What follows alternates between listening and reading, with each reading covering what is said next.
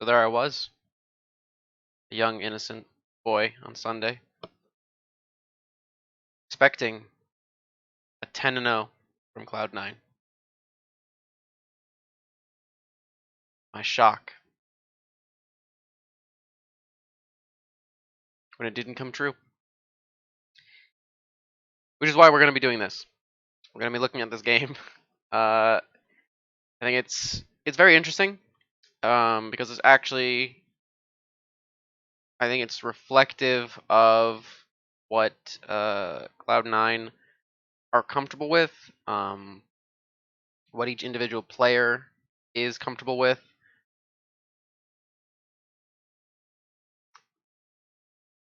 There's some interesting pieces to this, and I think Blabber is going to be a fairly big focus of this. I think he receives a lot of undue criticism. He's been fine every other week prior to this one, but this week was a bit dicey, I guess, where he may have gone too far forward in too many places. And it's a question of, is he going, for me, it's a question of, is he going farther than normal in these situations, or is he going the exact amount of, is he going just as far as he normally does? It's just that he's not getting away with it to the same degree. And then it becomes a situation of, in an international competition, in a world-class series, is Blabber going to have this kind of problem too? You know, in whatever system Worlds ends up using, does Blabber have the same issues? And I mean, he's had similar issues before. He's always been a very, forward-going, aggressive jungler that does get into weird situations. I think he's very enabled by his team, but we'll see. I don't really want to, blame the game on him. I don't think. I mean, maybe when I look further into the game, I can blame him, but as of right now, I don't think it's appropriate to blame him entirely. I think that part of it has to do with the draft that they end up getting and a lack of, I don't want to say comfort. I think that all of them were comfortable on the champions, but I think it's down to the cohesion of not the champions, but the team itself, right? So there's two concepts when you're looking at um, effectiveness and the ability for a team to play composition. One, you have to know that your player can play it, and then the other is you have to know that everyone else on the team knows how to play around it. So your player needs to know the ins and outs of the champion. So that includes the mechanics of the champion, the item timings of the champion, the level, breakpoints, when they're strong, when they're not, in a good amount of matchups. Maybe not every single matchup, but the majority of matchups, or the most common matchups. And then your team has to be able to play around how you're going to play the champion.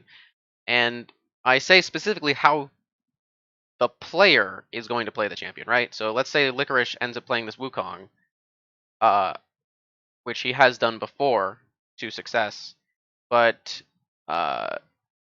like Niski, Blabber, and Vulcan, they don't know how to play around Licorice's Wukong because he tries to flank too much, right? Let's say he tries to flank too much and they're not used to collapsing on a flank or something. I don't know, some basic idea that they should have an understanding of. This becomes an issue in team-oriented situations. Obviously, when your player is able to play it, they might just be able to skirt past it. Right? Your team might just be able to go, okay, well, he's super strong, it doesn't matter, and we just win the games anyway.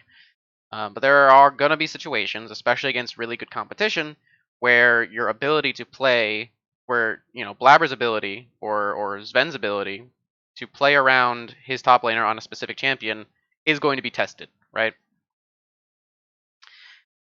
Anyway, I also want to focus on 100 Thieves because I think they did a lot of good things. So I'm not going to focus on one team or the other, um, at least for now. At least that's the plan. Okay, so let's look at the bans.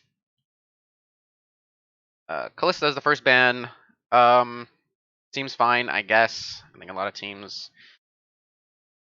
It's a fairly popular AD carry, um, and I can see why teams would want to take it away. It's also still, I think, technically viable top lane. I just don't think we've seen it. I think it can be played. It just doesn't have. Um, it's just not picked into those situations. Braves ban away from contracts seems fine. Um, Nothing too indicative from these two bans. And then we look at Twisted Fate. Again, nothing super indicative of what they're trying to do. Twisted Fate, or sorry, actually what they're trying to do. Twisted Fate is a very strong champion that allows global pressure from the mid lane to each lane. Not to his own lane, but I guess for the top lane, jungle, and bottom lane, um, around 6 minute mark, or I guess a little before the 6 minute mark. LeBlanc is an interesting ban because Ryoma hasn't used it. I think this entire split. He's been more using like Azir. Um, it seems like a strange choice. I think obviously he can play LeBlanc, but it might be when it might inform the way that they pick here because or they might just be trying to cut off Ryoma's um, champion pool by getting rid of mid laners, and then getting rid of Ezreal. I guess seems fine. It's a normal answer to the Aphelios that they end up picking up. Aphelios is actually not banned, at least so far here, which means that unless Cloud9 uses their last ban on Aphelios, it's going to be open,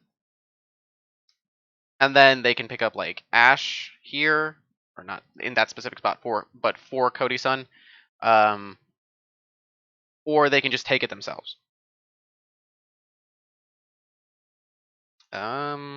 Then Cloud9 finish off with Syndra.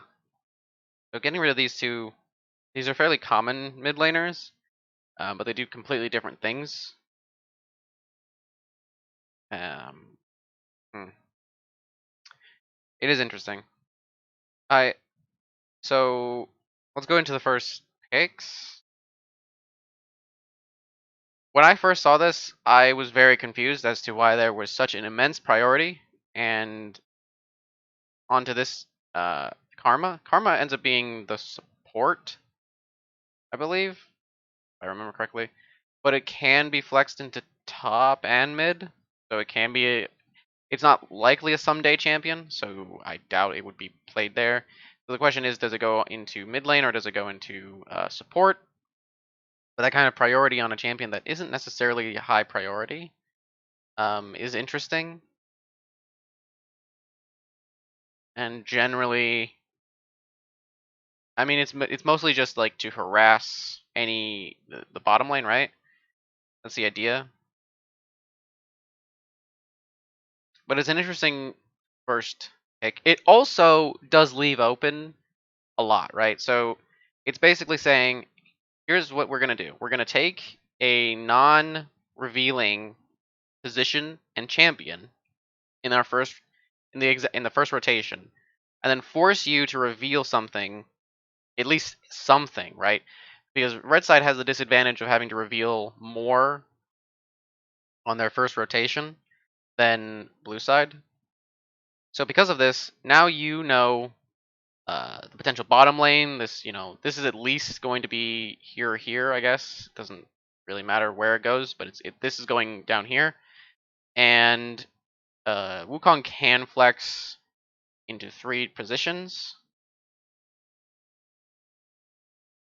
Or I guess if you switch, who can play it in top, or sorry, in AD carry and support. So sure,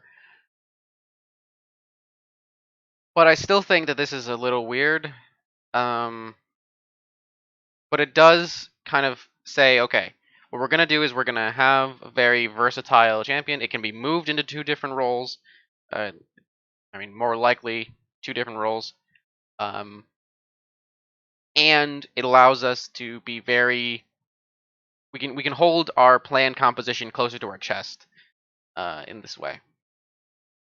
So I think it was confusing at the start because um, I don't usually analyze while I'm watching the first go around because I'm just watching for entertainment purposes with like minimal thinking behind it.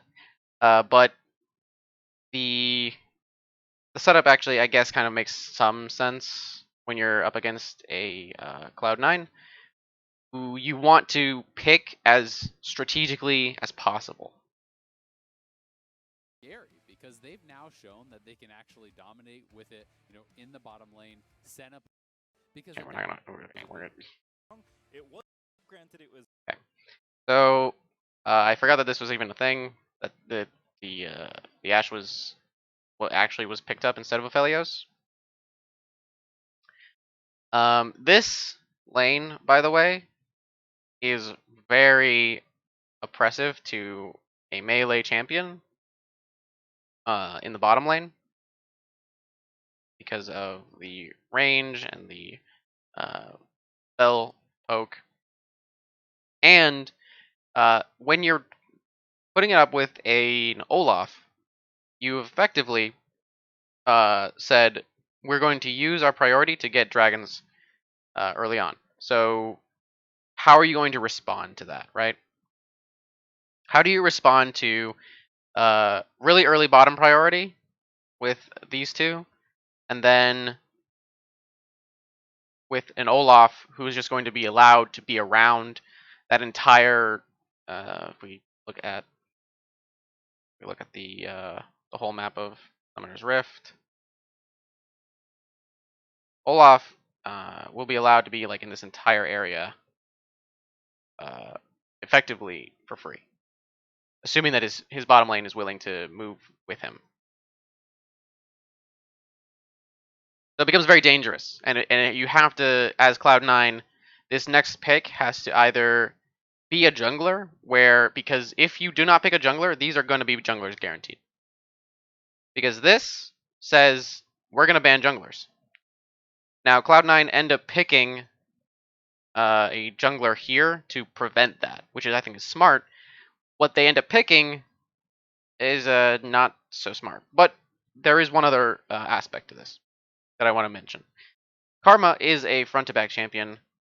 Ashe is a front to back champion, but it does have utility in terms of the ultimate.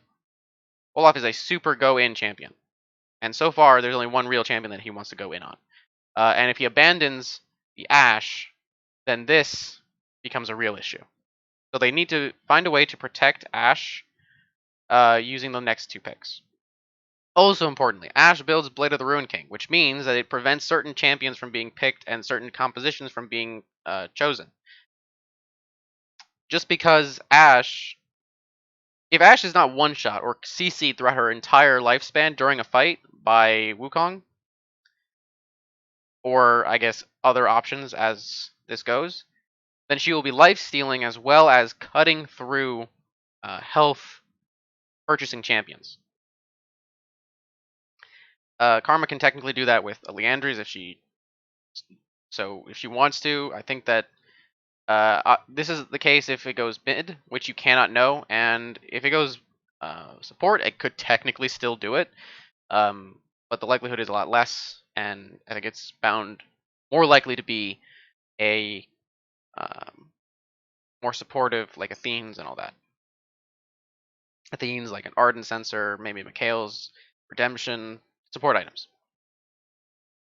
Which also, by the way, would help this. No, no, do not get smaller, please.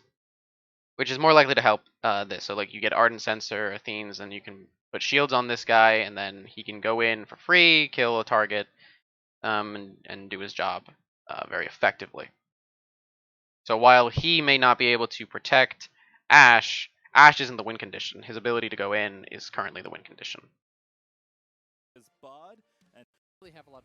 So they tease a Kale pick, but they end up going with Jarvan, which is designed as I'm gonna ult Olaf, so he can't do what he's doing, right? So I just said the win condition is this guy gets buffed and then he just rambos in through the team, right? Using the utility of Ashe to use him as a front line to just go in, right? So she arrows someone and slows them so that they can't run away. She shields this guy and then he just goes in hard onto the opposing team. That's the current idea so far. But this guy locks him in. The idea being he puts up a cataclysm and then flag and drags out or flashes out so that he's not stuck in, because he will die. If he's stuck in there, he will just die because this isn't enough to save him from this. If they're locked in with each other, Olaf wins that fight every single time. Unless Olaf has gone so far in that he's now locked in a cataclysm with the Cloud9 team surrounding him, and then they can just free fire into this. Problem is that this is a melee champion and can't actually reach unless he uses his Q. I suppose if Olaf is in the edge, he could hit him with the ultimate, but that's not really relevant. This is the only real target that can actually help so far. There to try to defend this Ashe So, if they want to go that route, but when we look at this now, what are you going to try to remove? AD carry is set. Set as in it's not you're not gonna be looking to ban any more AD carries. So that's gone. Mid lane is a maybe. You don't probably want to ban support here on Cloud9. You might be able to tease this. Jungle is 100% gone. There's no reason to bother with it. Top lane is really the only place from 100 Thieves. Top lane and mid lane are the places where they want to restrict champions. On Cloud9 side, the champions that they want to be restricting or pushing is again mid lane and top lane. So they're both actually looking at the same roles, right? They're both looking at the same ideas because they want to use these bans on the solo lanes. All 4 of these bans should be going to solo laners. Ashe, Karma is bottom lane. J4 coming. Okay, they banned Thresh. So it's interesting because this is already a good lane into these two, right? And Cloud9 know what they're doing with these two. Or at least they have an idea that these are the champions, right? So this ban doesn't really feel good. Because the idea is that Cloud9 should know what they're doing with these 2 champions already. Or at least have an idea of what they're doing at the end. Like, okay, we're going to have these 2 champions here. And so we know what these 2 are doing before the bans even start, right? But it looks like they banned Thresh. I mean, Thresh is probably also good into this situation. So maybe they're just really making sure. Or they're saying it would be more annoying to have a mid lane Karma than a support Karma. And so if we push the supports out, we can force the Karma to go support. Through pretty much guaranteed to be a jungler. You don't really see solo lane in J4 almost at all. This is assuming that there was kind of, thinking behind it. Only really kind of for some of the cheesy all-in lanes, at least sometimes teams just go, okay, well, I don't know, just ban this. Not to say that that's what they did here, but it's also possible that they didn't know what to ban. Can be very tricky. I think has some value against Olaf. Okay. Orianna, see? Mid lane. They're trying to restrict the mid lane. It makes sense. Orianna is a zone controlling champion, and what do you not want to have happen with Olaf? He does not want to be zoned off an area. He wants to be able to walk in no matter what and not care, right? If he walks in and doesn't care, and Orianna just skirts his ball, and now his team can't really come into the area to help him, and he's just alone, isolated, and then dies, and then he can never, and then his team tries to come in, and they just get shockwaved. It becomes a problem. So Orianna's a good ban here. Makes sense. It's in line with what I was thinking. It's kind of interesting to see Blabber play something a little bit more defensive. There was Volibear who could. Guess what? Your problem and get right I'll into fight. that Ash. Someday has not played this champion as far as I'm aware.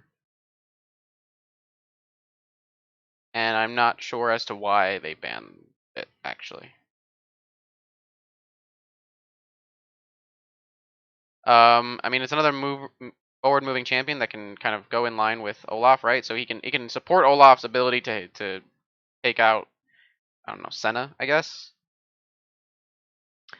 It also eventually they do pick up Cassiopeia, so it would be very disruptive to Cassiopeia's ability to do things because now she would have an Olaf and a Malphite in her face. If not, she'd just be dead anyway. So that'd be an issue that they would not want to allow to happen. So sure, makes sense. To some degree.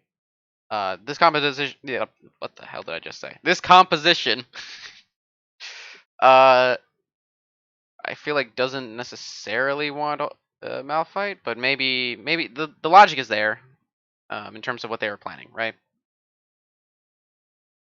I really do wonder if this is how much worse this would be versus what's already present. Like if this is, let's assume that 100 Thieves 100% planned this. Like Cloud9 and 100 Thieves shared the same mind, and they were just this one person was drafting for both sides, right? And Cloud9 100% knew that this was the plan. They obviously wouldn't do this, but they have to think that there's a possibility that it goes mid, right? So is Thresh Ashe a worse lane for these two than Karma? Than Karma Ashe?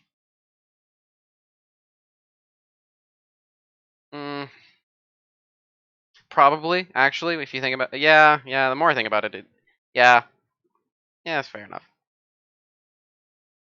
I still don't necessarily like the ban, but sure. And actually, it's also a top lane ban, which goes in line with what I was saying as well. You know, you want to get rid of top lane options. It's not really a someday champion, but it is removing a top lane option from 100 Thieves. burst them down. You have then this ban pairs very well. Then you had the Azir. Azir is actually good, especially when you consider this, because Azir doesn't like. Well, he actually is able to deal with Olaf by just walling him off. So there's that. There's already the fact that this would be really bad to go into, but also the Malphite is indicating that the champion that they want to pick, or one of the champions they want to pick, is something that doesn't want to get someone really just like straight on top of them for free. And Azir is one of those champions, a very popular champion in this meta. It just makes sense. As well as the Wukong, but I think you are kind of conspicuously leaving Galio open. Yeah. Maybe they are feeling like there's not going to be enough consistent damage on the Cloud9 team if they go to Galio, and I think that is a reasonable, assertion.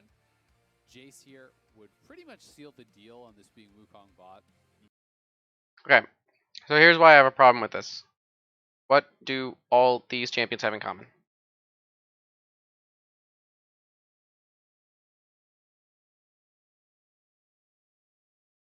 AD.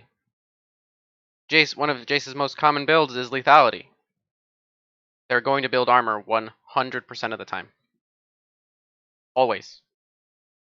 Armor will be a part of pretty much all of their builds. And so there's a problem when pick this and you basically are forced into cleaver because If you go lethality, you're just actively saying, I don't want to win the game.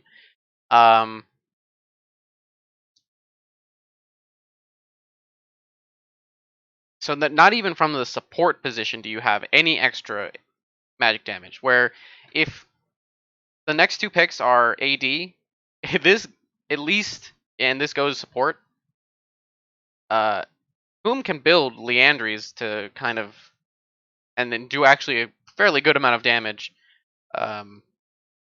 into a lot of these champions because he will build some health. He'll probably have to build health based on the rest of his composition, and he will also have to build health with the cleaver. So they're all building at least a small amount of health. This is like I mean, Triforce gives a small amount, so I guess it's not that big of a deal. But Cleaver gives a pretty good amount. I think it's 400 health. There's an extra 250. I mean, if he goes Cinder Hulk, if he goes just full tank, he's building a lot of health. They're kind of playing into. They're actually playing right into these two champions already, right? There's already a lot that they're playing into with this pick. In this spot, when I was watching live, I know I said I don't really think super hard, but I did in this specific instance. Galio was a thought in my mind. It's something that Niski's already played. It would actually enable Jarvan to some degree. It would allow them to be more aggressive with these champions in general, and then they can use their last resources on a top lane pick to counter Someday, who is generally 100 Thieves' biggest carry, right? Or at least it would also allow them to skirt past. Okay, you don't know if where these two are going, right? Or sorry, you know where this is going. You don't know where this is going. You don't know where Wukong is going, and you could tease it as, okay, Wukong could be going top, or you pick a completely different champion who has a winning matchup into someone that might have a winning matchup into Wukong. Instead, they show their hand, revealing where this is going, and I mean the mystery's gone, right? They're 100% picking an AP mid, and you can pick something.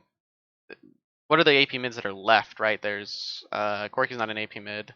He's mixed damage, and he does do a lot of magic damage, but I mean, you just guarantee armor, and then this comp just loses, right? If you pick Corky, so Corky's not an option. Zoe's an option.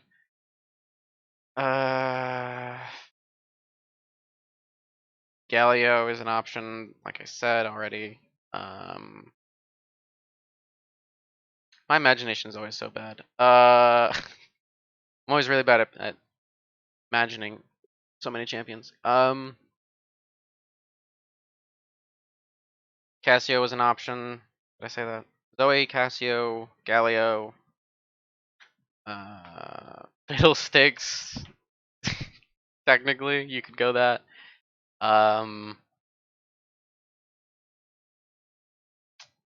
don't think this is the new patch. If it is the new patch, you could go new, but then it'd just be barely. It wouldn't make any sense with the rest of them. Like, none of them would be benefited by new whatsoever, basically. Yeah.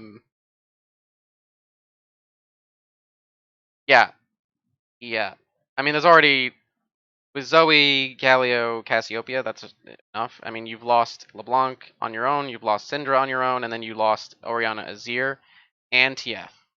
You lost 5 potential picks. These are like the most common ones.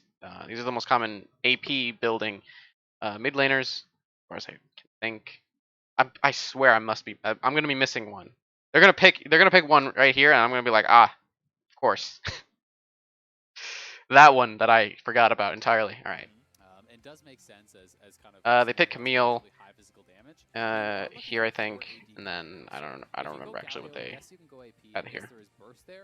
But as far as the, I think they actually chose Galio, damage, it's not that high. There are, obviously lots of other options, which is designed to enable this. Camille also, depending on how the matchup goes, can do well into this. And Camille does well. I mean, he went Arcane Comet here, but if he goes Conquer, he probably has a better time in the mid game. But he ended up being able to control the early. The Camille was able to end up controlling Jace. Jace ended up being able to come back. So Yeah. Galio, Camille, kind of taking their own But route to if the we look at combo this here. composition, look at what we got going on, right? So they are this is actually mostly AD, right? These two are not, which means that this guy, again, you can have a support build a magic damage dealing item. Probably not super ideal in this case. You want to build more supporty for this guy, and to protect Ash if that ends up becoming a win condition, or the Camille if again you have 3 potential win conditions. Galio isn't really a win condition, but he supports all 3 of these, right? He supports all of these win conditions, and Karma does the exact same. So you have 3 potential win conditions. When if one of them starts skyrocketing in power, you can put all your resources into protecting and using your utility around that specific carry, right? So I think this is actually smartly built generally.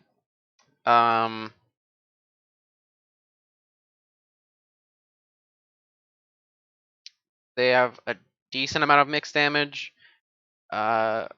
where their mid game is very, very good. I think they have a very solid mid game, where if they aggress during the mid game, then they'll be able to do a lot. If it gets to a certain point with this composition already, if it gets to like 30 minutes, um, without this team being like down, I think 5k is probably good. If they're down less than 5k, then Cloud9 start coming back. If they're down more than 5k, then it becomes really, really difficult. If they're down, already a losing position, if they're already in a huge losing position, then the game's lost no matter what, right? And they don't actually have the agency to come back against a composition that's already skyrocketed in strength. Because you'd think that they would have agency, right? But if they skyrocket, if this team just like takes off, then they don't have. Then they can't really go in. Especially when you factor in the next pick. But again, we're not on there yet. So let's look at this comp, right? Front to back, forward, front to back, forward, forward with like small front to back. So this is a go into you composition, right? Cassiopeia ends up being good into that specific kind of comp. Jarvan can be played defensively into that kind of comp. Jace can be played defensively into this kind of composition. Senna likes this. Wukong can actually, he can either flank around to cut off this, or he can again be used as a defensive threat, into, the forwardness of this composition. There is a lot of power. Genuinely, I think that this is well done. This is well devised by 100 Thieves. But it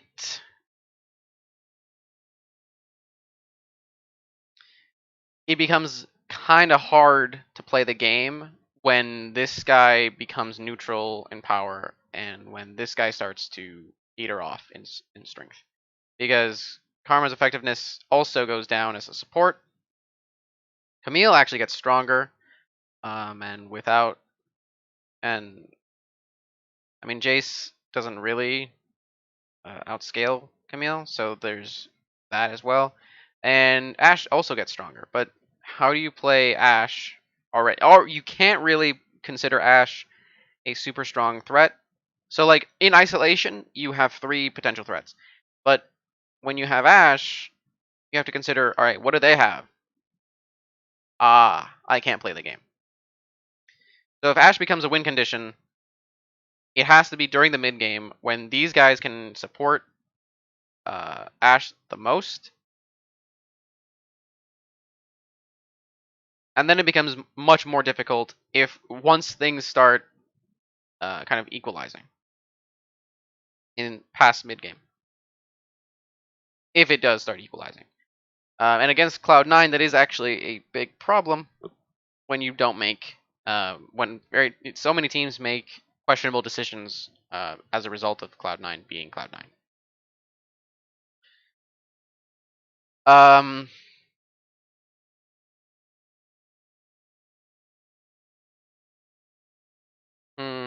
So yeah, this is mostly utility this is chosen pick using synonyms for no reason. Let's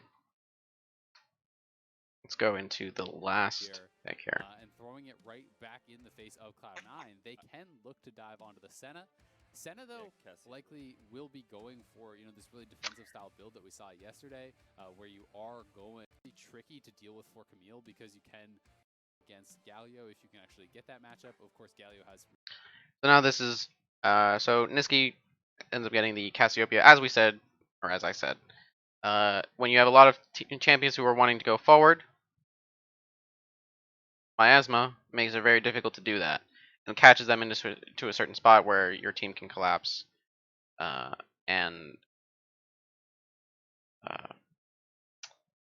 front to back with these two. Importantly, also, in Cloud9's case, they want to have fights that last a long time. They want a chance to DPS. They want a chance to heal. They want a chance to get into certain positions. They want a chance to lock people down. Stop them from getting onto this, and she'll just boom, boom, boom, boom, boom, boom, boom. Bursting isn't really the plan. More so, I mean, it can be, I suppose, if you're far ahead enough with these three, but for the most part, it's you want to have extended fights that last a while that allow you to heal through them as well as DPS through them. It's kind of the opposite with 100 Thieves, where you have Burst. Olaf is fairly. He's not really front loaded, but I guess he's not really front loaded, but he does a lot of damage up front, and just he does have DPS, but he also has like burst windows. Like, yeah, whatever. Look, he doesn't follow that. Don't at me. Galio, fairly bursty. Ashe is a DPS, which is why there's this thing, right, where you have to have people strong enough to defend the Ashe if Ashe becomes a win condition. And then this is bursty. So I guess technically these two are kind of DPS-y, but I wouldn't really consider Olaf DPS. This is DPS. And you have a situation where if this becomes a viable win condition, it's really hard for this team to function unless Ashe pops off really, really hard. And it actually can be defended properly, right? It's dependent on how they position themselves around objectives. The way that Cloud9 want to play this, they want to. Okay, Blabber probably doesn't actually want to path bottom. Reason being because of the priority that they're gonna have, and Olaf will just be able to go, haha, nope, and then that's a problem, right? So Blabber goes bottom. It's not gonna be fun for him. So he probably wants to go help Jace, because if Jace can start getting onto Camille freely and can control the waves and can beat her in trades, then Camille feels really bad. She'll still be able to get to like Triforce and everything, but her effectiveness will be significantly diminished. And then if her effectiveness is diminished, then everyone's effectiveness becomes diminished because this is very team oriented in that way. Niski will provide literally no help at all mid lane. He's always gonna get pushed in. His best option is to a tower. That's a tower. This is a tower. Best option is to like hold it in front of here and hope that Galio cannot push this in freely. He will. This will always be. I mean, Cassio's basically always going to be permanent pushing the tower, and Galio's going to be able to roam around and do what he wants, which is a problem, right? So Blabber can't really play around mid lane like he normally does as a result of this because he's not going to have priority. He needs to play defensively. He needs to make sure that Olaf doesn't really get anything off. So early on, probably paths to Jace, and then works to match Olaf as much as he can. Or maybe he just hopes that Olaf can't do anything with this. But that seems.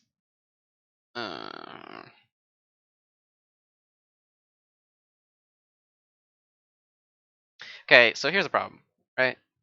Cloud9 are on red side, right? So it is harder to dive red side bottom than blue side bottom. These guys aren't going to have that option. But these guys probably will have the option to dive bottom. Blabber want to be there to protect this. Does he have to be there to protect it?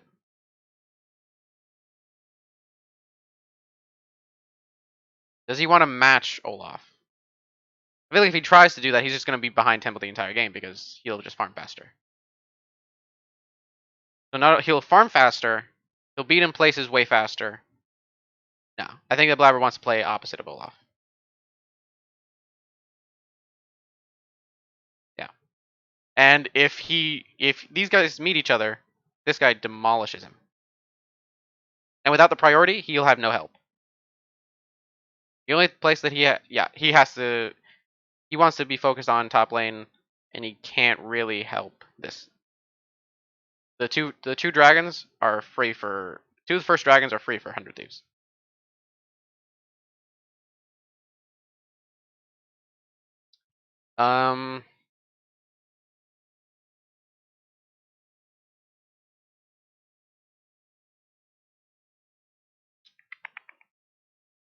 Level 6 is important due to this. This happens around this before the 6-minute mark for these two, which can be important because it allows them to dive this guy for free. Means he should be moving. Yeah, I mean all of his attention has to be top.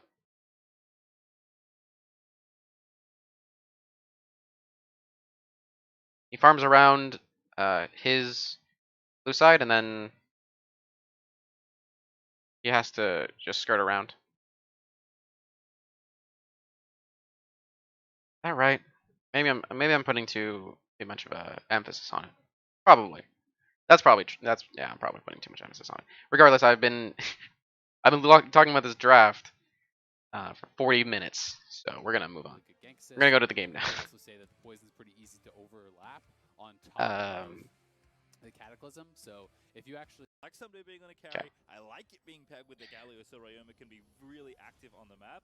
Again, like if you want to beat Cloud9, Galio's unsealed spellbook as well. Every single stage of the game, so I think they've set themselves up to do so. It's just doing that's been the really tricky part. Yeah. 4 Conquerors taken here from Cloud9. So he didn't go Phase Rush. You know, I was going to say it would be Conqueror or Phase Rush. I didn't necessarily expect the Ghost adaptation. I think it's pretty smart, but I was actually expecting Cleanse. Okay, a lot of Conquerors.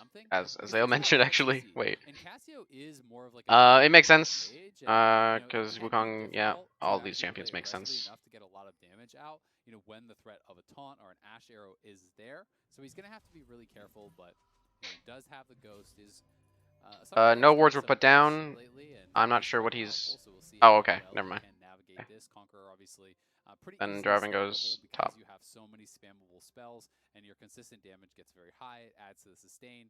You know, almost always you're going to go, you know, for Ravenous Hunter for the healing as well as Taste of Blood, and your self healing becomes really, really high. Yeah, See, Olaf wants to path bottom. So Jarvan, so Blabber is positioning himself to match that, but he's not going to do it as fast. So Olaf is just going to be in the lead decent arrows, but there were other things as a result. that Amodas were able to do to find fights in that game. But especially with Galio there as well, curious to see if there is any sort of abuse of the lack of that summoner spell that 100 Thieves can employ. But for now, we'll start off. So I mean, by the time Blabber gets to his blue, these camps are dead. So Olaf will already have 2 camps onto him. So Olaf has the option. They put down a ward here, which is kind of weird. I guess that's to prevent Jace and Jarvan from doing some shenanigans, which I guess is fine. But Olaf is doing a full clear, and then he can kind of decide from there what he wants to do.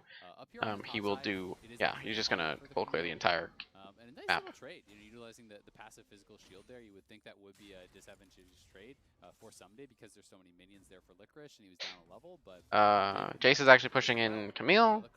This makes sense due to the range. You don't really see it that much these days. Feels sad for Camille, but it's fine. Camille did go Arcane Comet. This is important. Just hit him there. Then Licorice fumbles this by walking in for no reason. You'll see it in a second. Really weird. Right here. What the hell is he doing? What is he doing? So Camille's like, alright, I'm gonna do this. And he's right here and he's like, alright, let me just go this way. Let me help you block me out from an escape.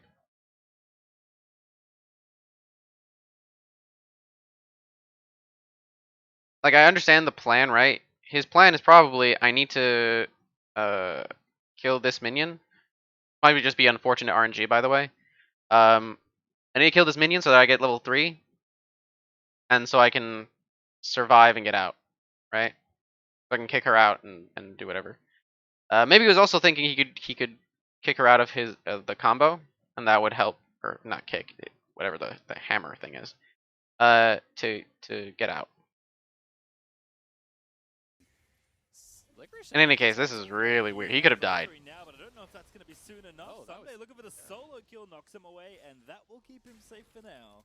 If Someday flashes, he's dead. Right here. If Someday, wait. I think he just got himself killed. Yeah, he's level 3 now, but I don't know if that's gonna be soon enough. Oh, hey, look right here. If he sees this swing, if somebody flashes up, Licorice pushes him further up. So he's dead every single time. Because there's no escape now.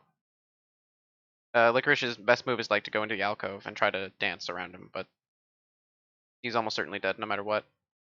Because Someday still has a ward, so no matter what bush he goes into, if he tries to go into a bush, he just dies. So that's potentially a solo kill. This is a thing that Licorice has been doing, by the way. I feel like this happens a lot.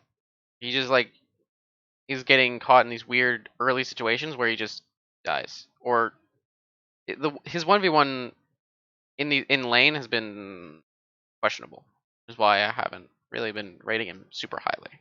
He's still probably the best top laner, barring maybe Someday, but yeah, it feels weird. Because this is just, yeah, he's just screwed. He's just ruined. He has to teleport. I don't know what he thought was happening. Maybe he thought he was getting ganked or something, and he had to run away. I'm kind of confused by that, because he kind of just walked up as level 2 Jace to level 3, and I think he's pretty lucky that he didn't actually die, because if Someday early flash, there's potential that you get on the other side of the hammer form knockback and you just die. Does Jace get this? But he does escape. Oh, there's no way. Someday though, gonna be really happy. Oh, he got it. Early play, and now it's 3 members from 100 Thieves looking to come up here top and try Dang. to punish Licorice. That was well played by Blabber, actually. So what Blabber did is, while this was happening, there was something else that was happening, right? Blabber did a full clear. Or not a full clear. He did red, then a full clear of blue. Then he beelined it straight to the scuttle, going from behind this area. Importantly, Niski using the range advantage to get the early lead in this matchup. Eventually, this is no longer the case, but early on, this makes sense. He's using that to beeline it straight here once he's finished. I don't think there's a way for... No, there's no way. Oh, hold on. Let me see if I can pay attention. Looking for the attack. The comet will land. Licorice, I think, just got himself killed. Yeah, we'll keep him safe for now. That was so bizarre. He just kind of wandered in there. You know, I don't know what he thought was happening. Maybe he thought he was getting ganked or something, and he had to run away. I'm kind of confused by that because he kind of just walked up. Okay. So here's the deal. I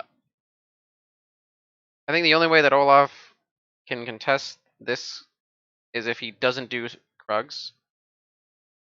And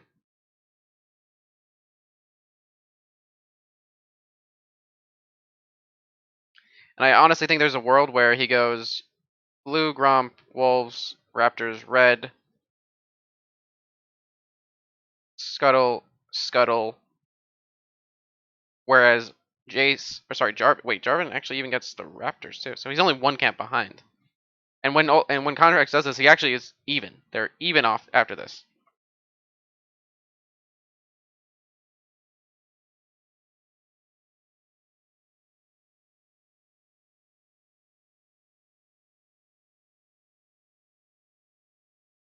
Huh. And this is ward kill. So yeah, I think that Contracts blue, Gromp, Wolves, Raptors, red, top Scuttle. And I think this is something that he could have done based on what was happening here. Like he said, if someday communicates, okay, or if Contracts just notices that this is something that happened, right? That Licorice is gone. He just doesn't. There's no way he has priority over this area, right? Like we have control over this side of the map. Contracts should hear this, as I think he gets this during red, right? So he would have known this was happening. With the slow, guaranteed the comet will land. So. Oh no, he'd already moved down to. Okay, no, never mind. Licorice, I think, just got himself killed. Yeah, he's level 3. Okay.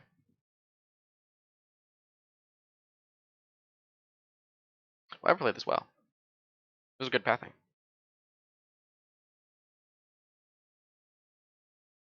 Fair enough. I think there is actually a world where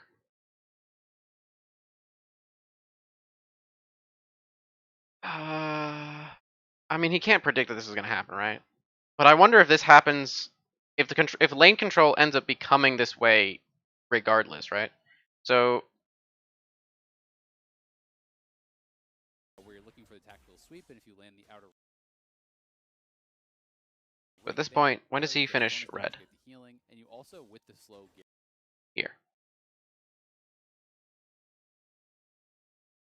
If we assume that lane control actually does shift in this way, I don't think that's the assumption that's being made, or that assumption should be made.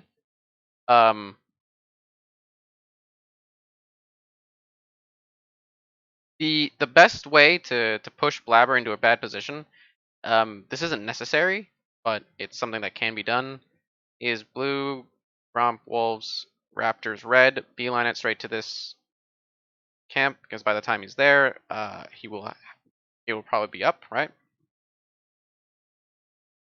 This keeps them equal, but then with the levels from Ryoma, he's now able to actually push the mid lane and Cassiopeia. That's the word I wanted to say. He's actually able to push Cassiopeia. If this happens, same way. Now you can't predict that that's going to happen, right? You can't predict that Licorice is going to put himself in that position. But this happens in the same way, then Contracts beelines it straight to this scuttle, and then he can roam through, and he's now double scuttled Blabber. His only option is the Krugs, so he'll be one camp behind, but that doesn't even matter, dude. What am I even saying? None of this even matters.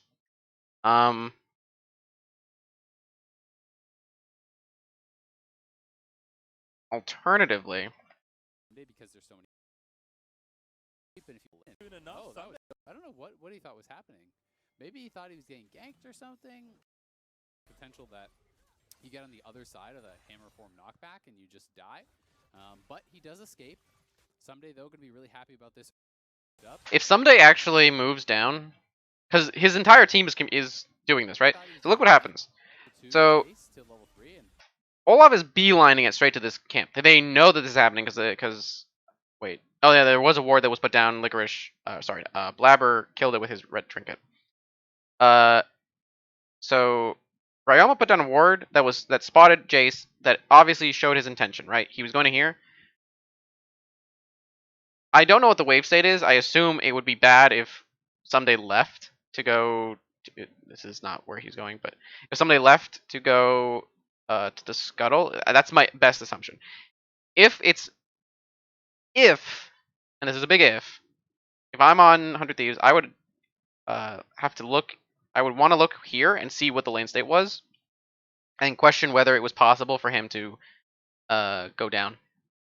Because if it is possible for Someday to contest the Scuttle Crab, then you can actually still double scuttle him while also still being a camp ahead anyway. So you actually at maximum, Blabber then goes to his Krugs. He does those. He's at 25 CS, but Olaf is at 30 CS with potential position on bottom. These camps are not going to come up in time, but he would go back. He'd be pathing top again anyway.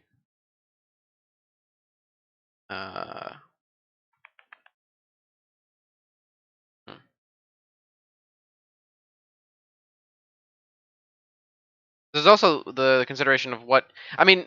These are not considerations that are happening with Ryoma and Contracts right now. Like they're just beelining us straight to this. If the play call is to do this, then I feel like Someday has to also here. If that's what the play is, that's what the play is, right?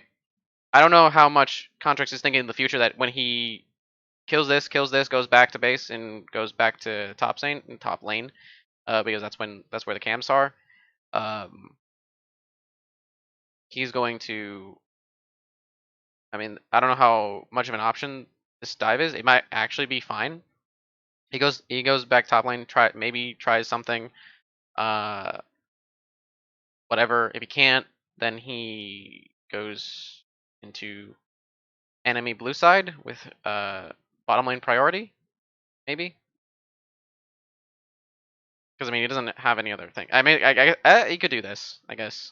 He could do Raptors, which puts pressure on mid lane. He does so. After this play is done, right? So let's think about the future. If Someday moves down, they get this Scuttle Crab. Now it's 30, and he gets this Scuttle Crab. He gets this Scuttle Crab. He's at 30 to 25 CS.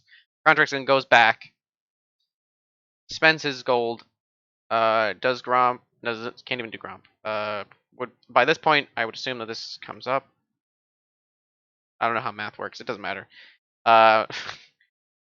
He does these two camps. Maybe doesn't. Maybe he. I mean, the outer camps don't matter. We have to assume that Blabber finishes this if this happens. So there are no camps except for his blue side camps that you go to. He'd have to go top lane to kill those.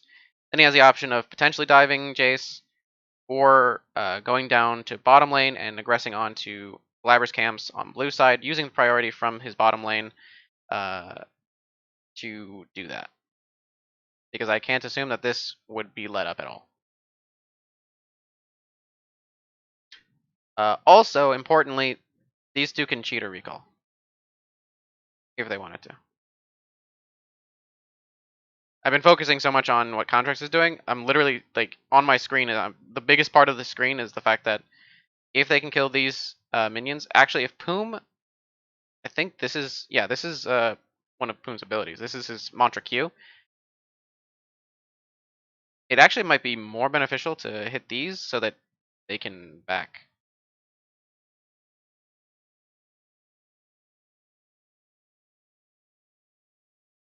Then they come back into lane, they maybe miss like 2 melees, and then they have the item advantage because Sven either has to make a decision to use his teleport, to back and use his teleport. But in this case, if he does that, then Scuttlecrab becomes an issue because, yeah, because then these two aren't here. Alternatively, I mean, this is going to happen immediately, right? So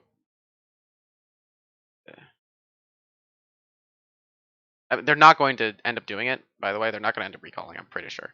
But I believe the option was there. Oh, this might just be Arcane Comet proc. It doesn't matter. The option probably was there. Maybe only Cody Sun goes back. Voice crack there. Boom. No, they have to both go back. They both go back.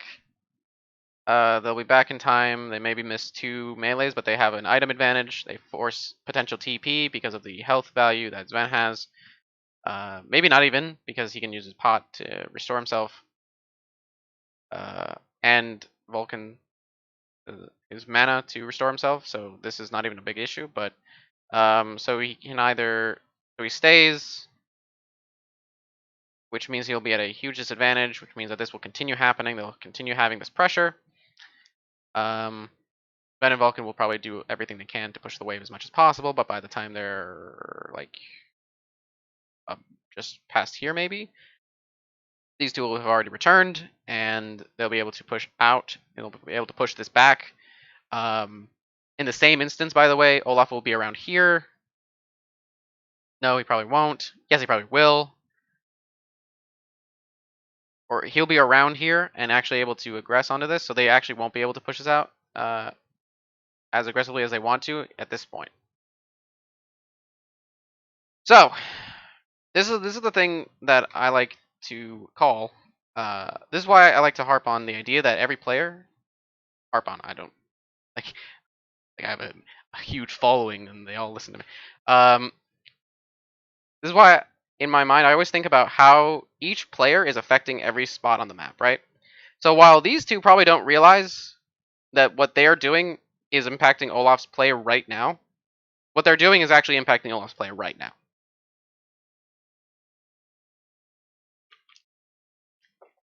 Because if Poom uses his ability on these minions, last hits this, last hit these two, kill this, and they can recall. I don't know why I pointed the arrow. They can recall. They go back to base. They'll be here in time for the wave to be around here, which is actually vulnerable to Olaf, who will be finishing the Scuttle Crab around the time that they are around here.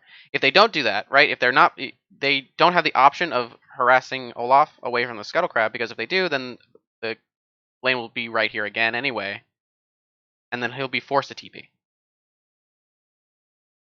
which will be a huge advantage because Cody-san will have TP, and he can be pushed off potentially by Jarvan's interactions, but then he'll just be able to come back with a teleport, and he won't even be bothered. So the reality is, these two could have actually helped the play that is happening right now, topside, by doing that recall.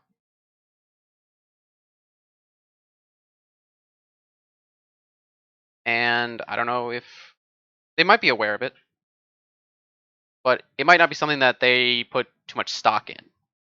As a team. So maybe like when they're doing reviews, that doesn't become like you wouldn't have Zix as their coach. You wouldn't have Zix sitting here going, "All right, you two screw this play up really badly because you didn't push this wave in, do a recall, and come back to lane in time for Olaf to be finishing the Scuttle Crab."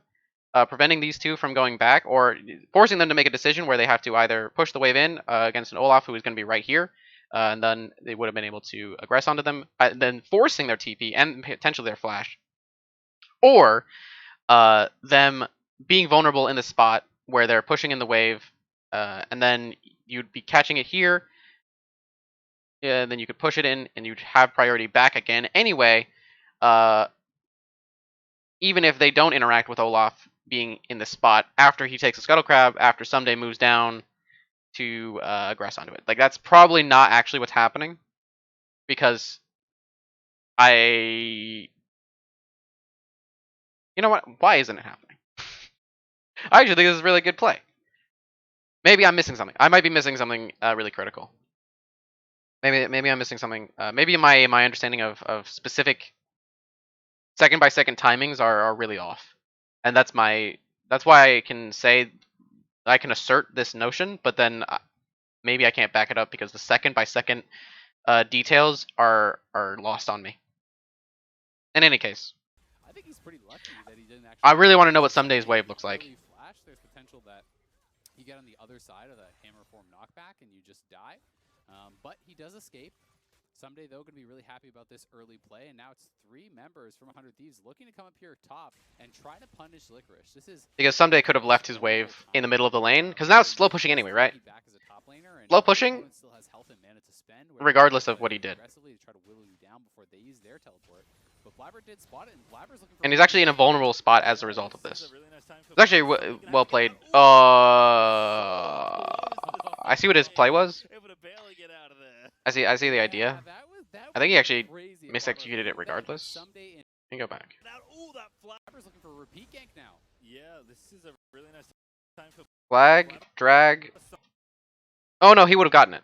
If somebody didn't flash, he would have gotten it. The play is flag, drag, and then you flash into a different position, and then where Jarvan ends up is still the location of the flag drag's knock up, which would have knocked Sunday up and probably killed him.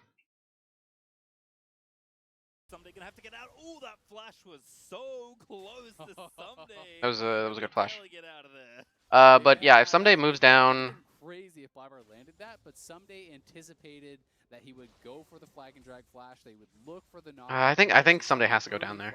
It. Really well played. It's a big question for me because I don't know what the play was. Regank from Blabber because he spotted the 2-man roam. And then look at this. In most situations, the C9 jungler, the jungler on that side would just back off because you knew. And then Contracts has to go up or go back because there's nothing else to do. To try to punish and try to make sure that Licorice is in a good situation. He trades his flash, but now Someday both had to teleport and use his flash, so he put Licorice. This has to be a teleport. A potentially winning position where he's. This is gonna be a teleport by some Cody-san. Yeah. It's okay. So what I just said, everything I just said. Imagine Someday goes down to the Scuttle Crab immediately. His team is pinging it, and he's like, all right, cool, I'm just going to leave my wave. I don't even care. I go to the wave, or he leaves the wave, goes to the Scuttle Crab, contests Jarvan on it. Jarvan can't really do anything about it.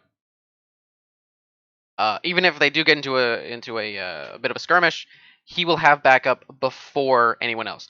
Cassiopeia will not want to actually try to leave the lane anyway, because she's Cassiopeia. She wants to... and she isn't super helpful in these situations regardless, but I guess she can join a situation, but she will be blocked off by the fact that Contracts, you'll have 3 people here. Actually really want to go back.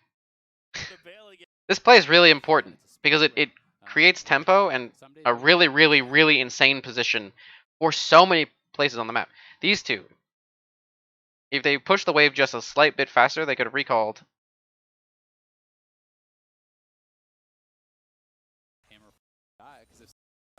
Right, okay. Anyway, this is not relevant to what I'm looking at. I'm kind of confused by that because he kind of just walked. So they could have recalled, whatever. So you have pings from blue team that they know that Jarvan is going here. If Camille comes down here, no one has a trinket. So no wards can be put down. The closest place that Jarvan can come and can play, or sorry, not Jarvan, that Jace can teleport to is on the wave. which means that and importantly, he has to finish his recall. Because to finish the recall and the teleport, by the time Camille and Galio and Olaf are all going to have position on this Scuttle Crab, if they're calling for this play anyway, I think that they have to make this decision where Someday comes down, contests him immediately, Galio meets up, contests, and then Olaf eventually returns to the play and is the big threat in this specific instance. Cassio really can't do anything because she'll have a wave at her tower, or she'll be trying to position the wave so that it's in a good place for her. If she leaves, then it becomes an issue.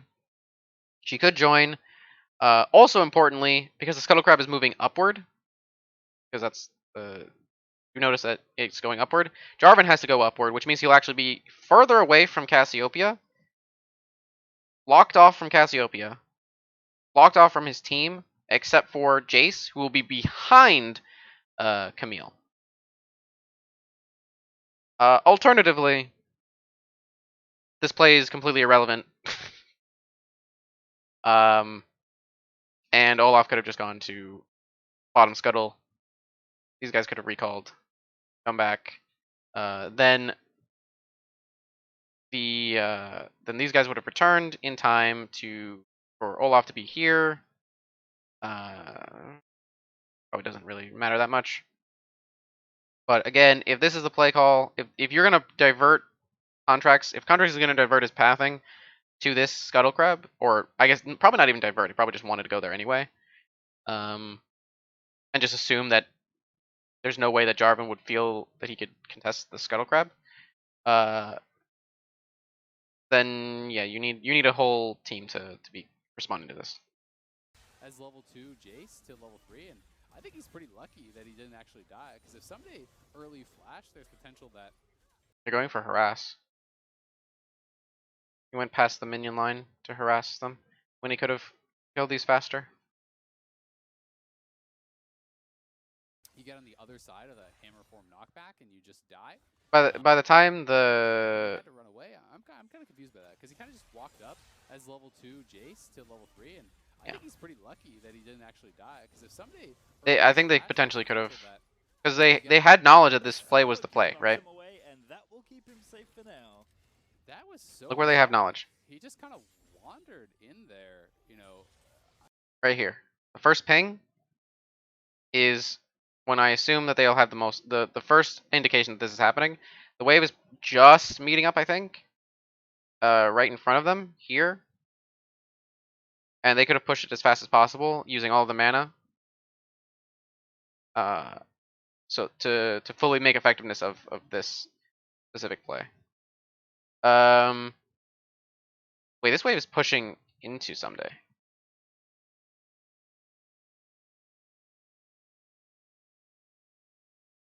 I mean, he has to teleport anyway, right? But he had to teleport because of not Olaf, Jarvan. I don't know. There's a lot of discussions to be had. That would have been crazy if This sequence could be like a whole team discussion. On that side would just back off because you knew you were down numbers. Instead, Blabber just goes right back to him, looks to try to punish and try to make sure that Licorice is in a good situation. He trades his flash, but now Someday both had to tell. Okay, let's move forward. Let's move forward. I spent 30 minutes on 3 minutes of gameplay. The game is actually relatively short, so I'll try to not harp on 3 minutes of gameplay.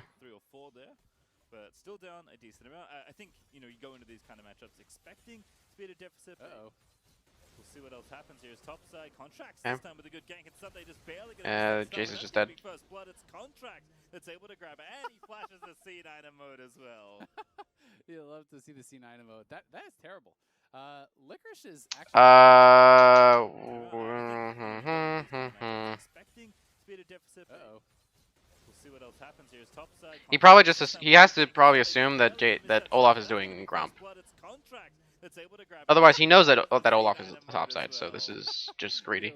That is terrible. Licorice is actually in so much trouble. The lane is pretty hard frozen on him.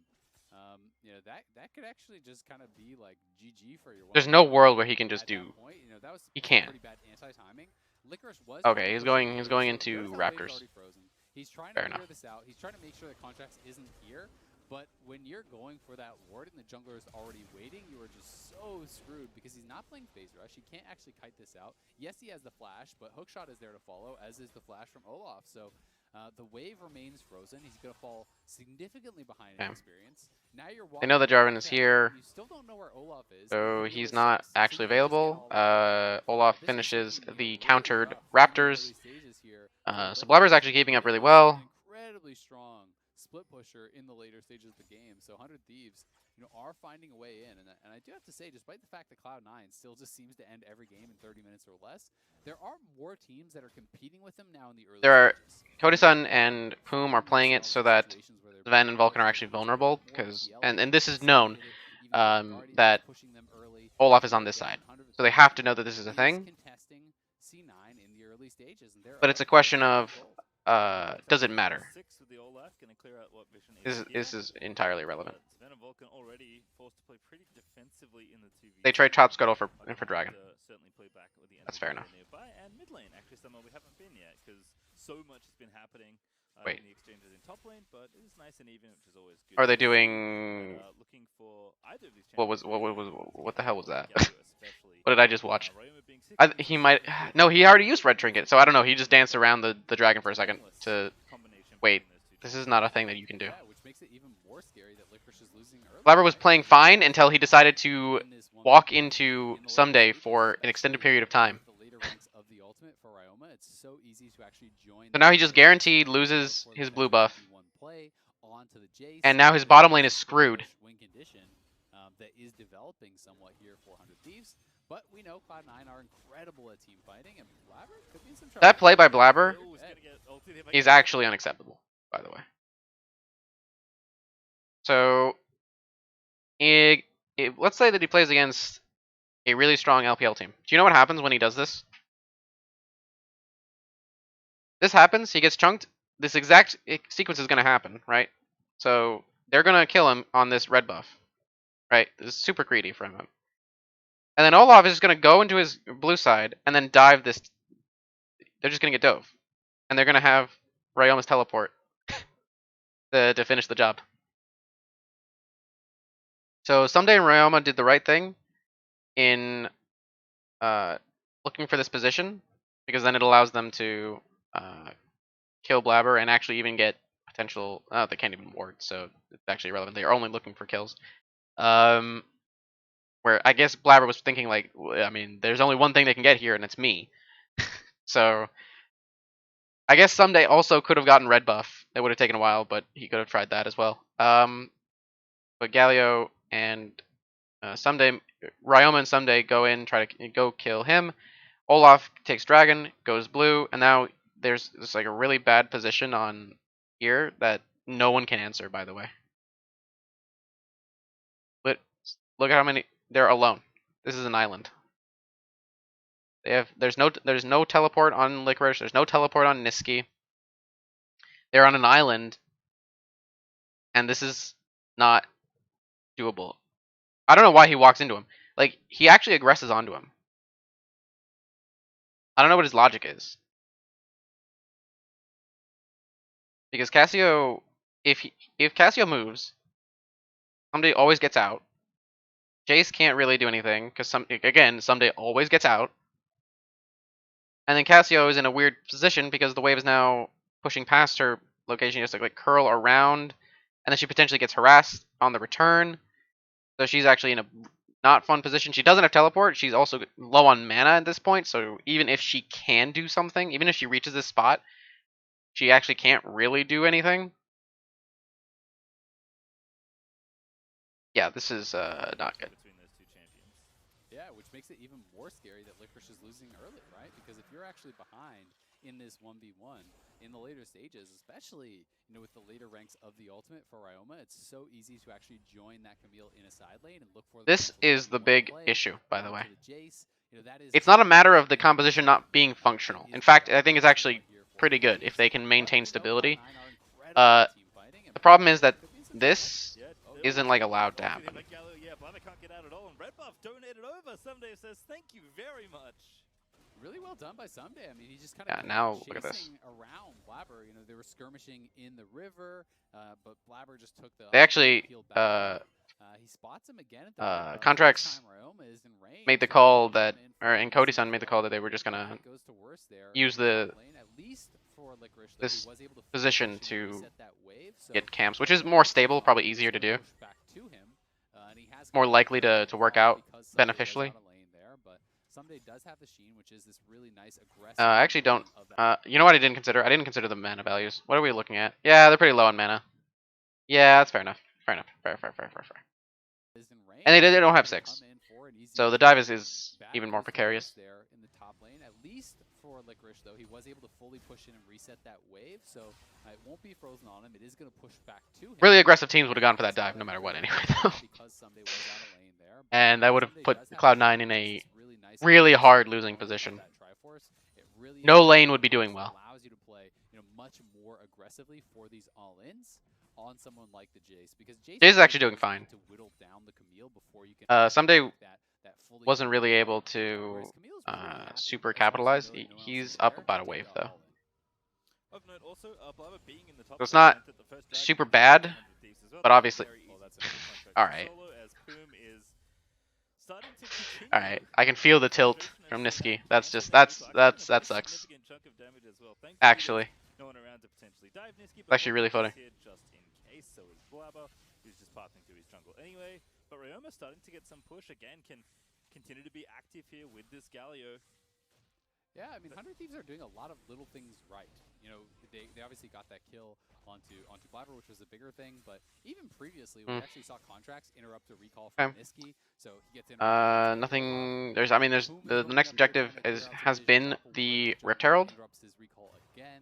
Those things do start to add up. Let's think about how long it's been up. What we could have been doing in that time. Coruscant actually could have backed and gone to the Rift Herald to do it here. So they actually had a good position to recall and then beeline it straight to the Rift Herald to just kill it as it spawns. Because there's no way that Blabber can get in position. Niski doesn't really want to do it. Jace is really the only one who's like, all right, I can do it. Sven can't teleport, and he's stuck pushing the wave. Vulcan is also stuck pushing the wave, so no one can really get into a position for it. So they actually could have beelined it straight to the Rift Herald and killed it. Kind of kept chasing around Blabber. They were skirmishing in the river. It's unfortunate that I wasn't able to. Heal back up. He spots him again at the red buff, and this Dude, time Niski's been trying to recall for so long. It's so sad. Bad goes to worse there in the top lane, at least for Licorice. Look. He was able to fully push in and reset that wave. He recalls and he's like, Won't be frozen on him, but he's gonna pushing the push wave. back to him, and he has caught up a fair bit. He's of recalling. damage. Olaf is Out of here. lane there, but He's recalling. Someday does have Karma. this really nice aggressive component of that It sucks. That's It really is that's gonna sad. up the burst. It Okay. allows you to play, much more aggressively for these all-ins on someone like the So Jace. alternatively, Does the slow 100 Thieves down the team Camille might very also much. be using the Rift Herald as a Whereas Camille's pretty happy point of as long as contention. he knows So no one else is what there to take the all-in. they might be looking for is Of note, also, 400 for Blabber Cloud9 being to in the top actually lane try to meant that contest Dragon them. actually went And to so top the lane. point of Very easy so contracts to solo, as Poom is starting to it can be considered already theirs no matter what. canceling that recall, actually doing a pretty And they're just using it as a point of like, hey, do you wanna go do it? You wanna come on, come on. You wanna do that? Come on. I know you wanna do it. Yeah, I mean, So it might be 100 that. doing a lot They of might be really actually good using things it to right. bait them. They obviously got that kill onto Blabber, which was a bigger thing, but even previously we actually saw Contracts interrupt a recall from Niski, so he gets They're currently not using it really at all. Then Poom is roaming up there trying to clear But out let's the see. vision, drop a ward in the jungle, and interrupts his recall again. Hmm. Those things There's a do ward start to there. add up and get pretty frustrating. You see Blabber block probably this activated his very, very sweeper quickly. a little earlier in his So back pathing, and he is- couldn't kill this. can So force him back at an awkward there is a timing. ward that he could not Bad kill. with him going back to Those base. are great. They have that threat out on the map, so they're trying to position for a potential dive here on Licorice. At the very least, Licorice will likely lose some of these minions, but you can see that Niski is Okay, Rift Herald is just free. he can do this, and they're actually There's no gonna contest. collect the wave mid. Jace can't do So anything. I mean, you Jace, can if do Jace that. is That's a positioned lot in here, itself, because your Cassio is he's missing dead. out on So farm, him Jace doing this is missing actually out on good. farm here. So yes, C9 is making That's the a free correct play plate to actually cover their for top lane someday, and not and then allow you're this also to become looking a complete at disaster, uh, but it's still putting gold where you about don't 2.5 want it, because from that's your this. tank So picking up gold this instead feels of your good. Cassio. Yeah, and that's actually a Rift Tower for Contract's ability. He's going to get locked up here by Cataclysm. Contracts actually cannot. Be a kill. Easy one Wait. there for C9. Maybe make it to Someday too far forward. And there's the ulti from Vulcan just to say hello. It's Cloud9 that pick up 2. Wait. Nice Wait. coverage there. So they did Wait. I don't know the specific mechanic. If Olaf is under Ragnarok, Miasma doesn't do anything, and he can flash out of the Cataclysm. And this doesn't need to happen at all. He also doesn't have Galio ult, and Galio is super far away from the play. So let's look at out on farm. what's Your Jace happening, is right? missing out on farm here. Let's look at the So setup. yes, C9 is making the correct play to actually cover their top laner and not allow this to Cloud9 become a giving it complete up, disaster, Flash, but it's you know, still putting gold waiting where you on it, don't right? So right really want it. here. 'Cause that's your tank When to does he see him? forward. Right there. Okay, he saw him. He knows he's there. Galio better be the call is either come to Rift Herald or leave me alone. If it's leave me alone, then Ragnarok flash out. Assuming that is a mechanic. I believe if he's completely CC immune, then grounding shouldn't work on him. But maybe grounding is an exception, and I'm just not aware of it at this time. That's gonna be something I'm gonna have to look up. I'm morbidly curious. I'm not gonna do it now, but I will eventually. So the call has to be to collapse on Jarvan, right? What does Ryoma do? Picking up gold instead of your Cassio. Yeah, and the result is actually a Rift Tower for Yeah, Contract. he's a little late on it. A little late on it. He didn't immediately respond. It's really minimal, probably, but it's like 2 seconds. Okay, he's doing the scuttle crab. Did he get the scuttle crab? He got the scuttle crab. All right, his call was, I'm gonna do the scuttle crab and save my flash. Someday didn't need to die there either. Someday just got bodied. I think Chase has played it really well, or Licorice played it really well. So, and this is why Licorice is good, right? So, for whatever reason, his early laning and his laning in general is weird. Sometimes, like, he just randomly will die or be in a bad spot. Wait, that's fine. But then he's always able to like bring it back. So yeah, he's got to get out now for sure. As Someday comes back, that would be pretty dangerous. because he's a good player, you know. It's weird. It's weird how that works. Doing a good job fighting back. Um, Grab themselves a couple kills to get one on the Jace, trying to get him back into this game still. As Contracts does find him here, so you can see the cooldown on the flash. Camille have unit collision? Can she ignore unit collision? What is that? At this point, if it comes up, it doesn't even matter because the miasma is there. You are just locked in place, easily knocked down. Someday also does get taken out. Flag drag. Zale says that he can't flash out through miasma, so it must mean that even if he is completely CC immune, grounding still affects him. So I'm gonna just go with he couldn't get out, and he just made the best of a bad situation. I mean, his absolute best play is probably to flash as soon as possible. But fine. 100 Days are in a good spot. They're 1k ahead, and they have the Rift Herald, so that means that that's another 300 gold, potentially, maybe more. These mid and top and mid are doing really well on plates, so those are actually 2 options for them. This is the most vulnerable position, so this is actually going to be the play. So I think this is good. This is not going to be where you put the Rift Herald. And Someday keeps losing these trades. And I think that Licorice thought that he was going to get that he might have gotten the last auto. This is really unfortunate, but Someday kind of screwed the pooch on this one, but it's fine. He didn't need to die there. The teleport isn't available for Licorice, so it's fine. He was obviously behind off of that initial This is a burst free. on This Sunday, is free. but knew his damage limits well, and now C9 looking for Blabber a should kill. not do this. Yeah, anytime when you do that, when you go in and immediately stasis and no one supports you, you probably screwed up. Puma was just in a bad spot. No, Poom just didn't have a choice. No, never mind. Poom probably just went too far forward. Alright, I thought that Poom may have been locked down long enough, and he just didn't have a choice, so he just goes, alright, cool. But no, he actually goes forward and then goes down. Sven is trying his hardest. Probably really greedy. They probably shouldn't be trying to scrap. Was this a problem? This was a problem yesterday against TSM, where C9 are willing to scrap, right? They're willing to go, all right, you want to, we're going to contest. You know, we're not just going to sit here. But in this specific composition where you're trying to get Cassiopeia to a certain point, you probably don't actually want to scrap. When you're trying to get the Senna and the Cassiopeia to a good point in the game, scrapping is dangerous. Turn that into a winning position. And this is something that's just really impressive about Cloud9. Yes, Licorice made a mistake early, but his team finds a way to get him back in it. It's a concerted effort from both.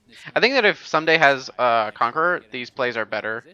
And then he's able to by getting a solo kill. Wait. So did I not just say that this is not where you want to put this? He doesn't know that Olaf isn't waiting to wrap around him, so that's why he has to back off and pay that respect until Blabber is up here. But they will, at the very least, be able to protect that turret from going down. Getting a solo kill, so I want to see the animation for that. They will have to be careful about it. He doesn't know that Olaf is Olaf in range? Wrap around. I can't tell. His nameplate is in the way. His health bar is in the way of how much he's getting. So I can't tell if he gets 320 or 160. I'm pretty sure that the person who summons it always gets it, but Olaf might have. There might be a distance mechanic attached to that regardless. Like, maybe the plan is that you don't have to be very close, but you can actually get so far away that you no longer get it. So maybe Contract's got it? I don't know. Cody, but I don't think it quite saw Blabber at the Krugs, but regardless, Contract's able to take down the red, is going to take down the rest of his Raptor camp as well. And Niski potentially in trouble. Contracts does not have flash, but Sunday's over the ultimatum, just as punch for the kill. See, this is the thing, right? Like, wait, how much, wait, how much more did that thing have? It was, yeah.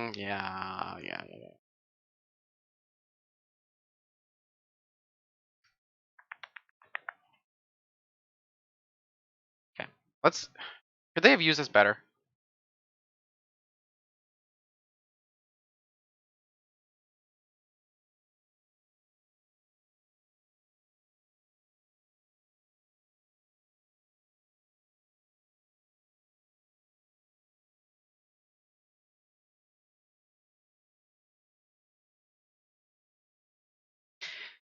There might be a world where Rift Herald could be used similarly to how Someday went in and did the ultimatum on him, so he can't escape.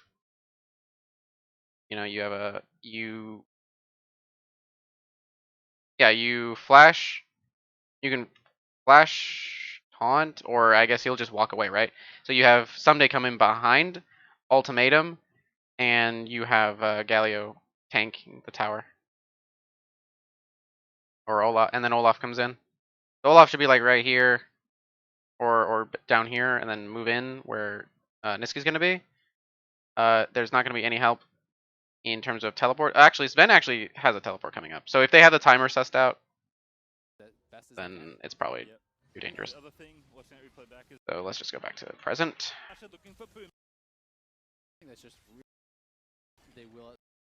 Right. Kill him here. Yeah, which is good. Exactly where some contracts were, but Niski was playing towards the side of the map that Contracts and somebody had just shown on. And that is something that you have to be really careful about. You know, sure, Blabber is there, but Blabber is actually zoned out. You know that they just stole the red buff, so you'd want to try to play towards the bottom side of the map where they couldn't actually come from. Okay. Naturally, the Karma Ash lane has a 30 CS lead on the Wukong Senna lane. This is a great game. So Yeah, that's good. for sure. I mean, Thieves have I mean, they've been on the up and up. I think we expect them to certainly bring the battle here, but maybe not as much as they have. Ooh, that's a miss from Cody. 3 points. You can't miss that. Unfortunately, not the score he wanted. Uh, Still gonna have to catch Okay, up. for so Ragnarok in whatever front. reason, Blabber decides to go in. Pick up the kill here, This was but an no unnecessary damage as well. teleport, No fight. and Cody Sun should have hit the arrow, but Yeah, they do have the TP coming through. Vulcan's ult. fine. A smidgen too late. Because that was a pretty Have that layout. close range arrow. The heal first. I feel like you gotta be willing to say that he should have hit that. It doesn't matter. End of the day, it doesn't matter. But that's mostly because Blabber went in and then blocked his team. There's like an anti-synergy with Wukong because he's now blocked off. Because when you put a Cataclysm up, you're blocking off location that Wukong can't go to. And this was actually just well played. This shouldn't happen, but well played. Get him whole game long. 15 minutes under your tower, waiting for that moment, and finally they find it. And that is just really good job actually tracking summoners, knowing that Ashe still had no flash, and Poom just barely didn't have heal, because I think if heal's up there, you may give Cody-san enough speed, in addition to that shield speed up, that he can actually kite that out and survive. Instead, he is not able to. He does end up... I thought that maybe they were going to go... Get some tower damage, so... Sven and Vulcan now at that point where they can... That Rift Herald is also there. So this is the thing, right?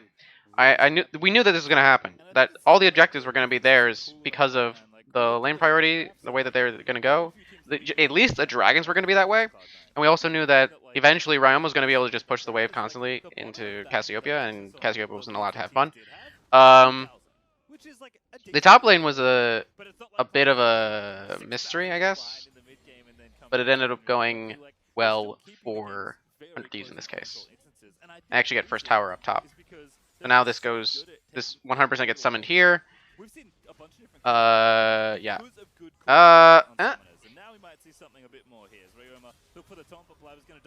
He could have taunted Niski if he wanted to. Ooh, that's a good arrow. That's very bad for Cloud9. That's really bad for Cloud9. And yeah, you summon this and you take you kill that tower. And dragon is up in 4 seconds. It's not the best dragon, but actually in this case, because of the ultimates, the two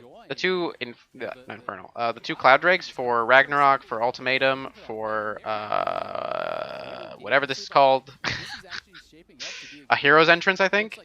For Crystal Arrow, Mantra Q, Mantra doesn't matter, but I mean, these are just really good ultimates. Plus, when you consider that it is a run at you composition, I mean, just run at you even faster with Olaf Cloud Soul feels really good. Plus the kiting ability with throwing an arrow and then just walking backwards is good. Because Camille already locks people down, it's not really that relevant. What she does with the movement speed isn't that relevant, but it's whatever. This is a good arrow. And Cody-san arrives with the ultimate. He was actually a lot closer than Sven. So as the extra Licorice also locked himself in there somehow, or Blabber locked Licorice in there too, which is not ideal. Plus the fact that both are TPing in. The Jace TP is much less powerful than Someday in that position, because Someday had the numbers and could just fly forward and lock someone down. Okay, I don't know what Cloud9 are positioning themselves here for. I guess to dive Ryoma. I think Ryoma's just dead. Ryoma's not dead. Okay, never mind. His team is here. Yeah, this doesn't make sense. Because right now on that top side, Someday is pushing. He's stealing away the red buff too, it looks like, as some of those minions are going to get denied, and Cloud9 are just having their plays. I mean, thankfully, in a lot of these cases, this is a case of what else are we doing? So,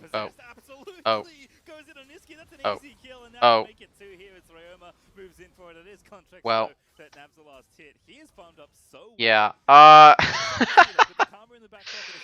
yeah. It was a case of we really can't do anything else, so maybe we can get this playoff. But yeah. And now, I mean, he has a That feels bad. multi-level lead. He is insanely strong at this point already has his cleaver, his warrior. He's building towards likely something like a Spear Visage.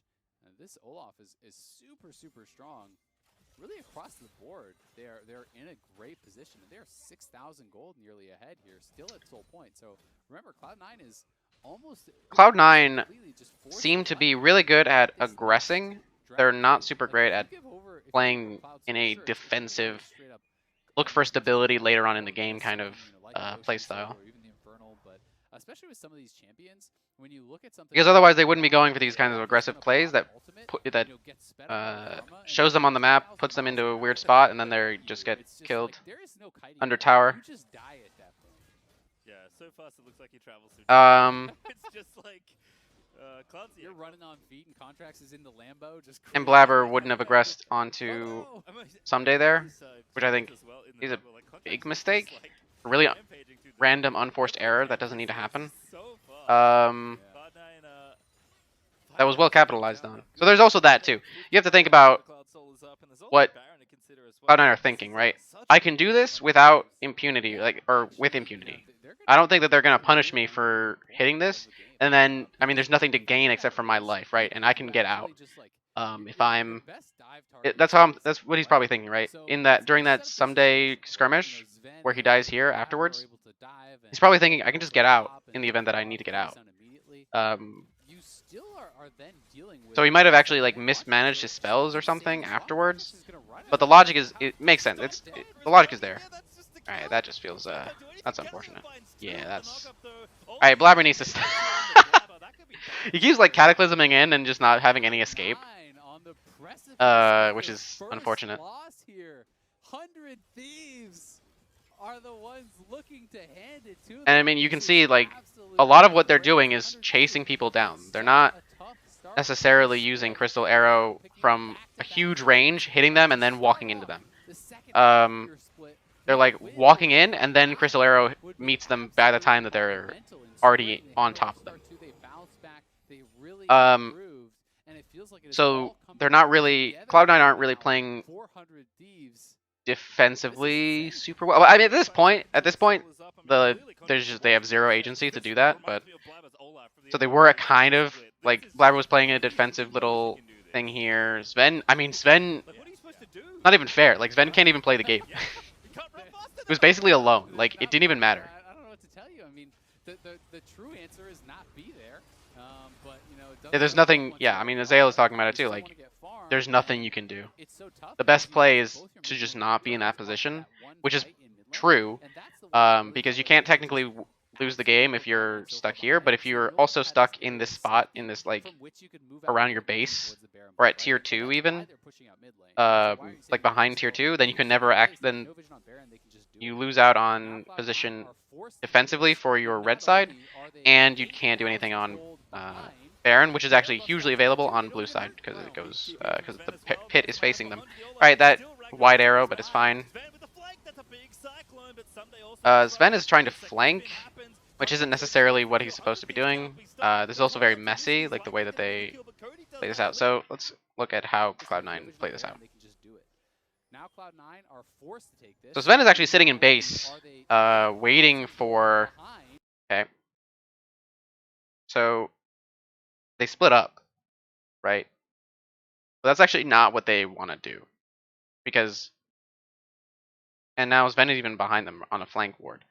So let's say Sven is here, and then you have Niski, Blabber, Vulcan, Licorice, right?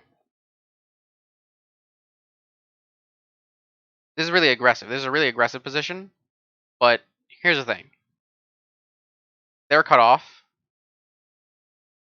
and even if they go in on Poom. Cody-san is actually taking up the rear. They're not even hitting a target that's necessarily going to die very fast. I think this is Galio. So they're on Galio right now. Someday is actually separated from the team, but he can actually come in from behind.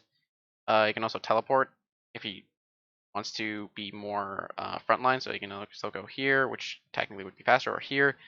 So they're cut off because of contracts, right? So they can't walk into contracts. Cody-san will eventually reach here. He can Crystal Arrow this location, which would be really bad. They're going to beeline it to this location. Again, they're still cut off from here. They're going to get hit with a Mantra Q. Poom should be moving closer to the wall.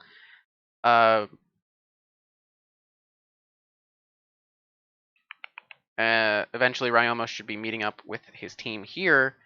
Again, they're still cut off, but now you have your most important DPS member. The most important damage member is in front of your team with no actual escape. He ghosted, which is weird because he's already in the location where he wants to be anyway. They're about to get CC'd, so this is actually going to be a problem. This is going to be a problem. Sven is not going to hit anyone with this. That's important. Licorice is the only person that can actually do anything onto Cody-san. Because, let's think about it this way. Even with all of these people on top of Ryoma and Contracts, which is eventually where it's going to be, and you're going to hit them with a Mantra Shield, actually, so Mantra Q is bad. You should probably Mantra Shield. You Mantra Shield both of these targets. And then now they just turn around and kill you when you're trying to kill them. And you're blocked off by arrows from Ash. So Vulcan can't get in. He can't even do anything to affect this fight. He can ult. But that's it. And in fact, his ult is down. So I don't even know what we're doing. Cataclysm is also down. Yeah, I mean, they're contesting as well as they can. It's just a bad spot. This is desperation more than an actually like well thought out play. And Vulcan actually goes in, but you notice he immediately gets chunked out, so it proves the point that he was actually blocked off. Cody-san is dead because his team didn't care about him, and he's not really that important. Yeah. Non-surprisingly, the people that were blocked off don't die, but then they get chased down, and then yeah.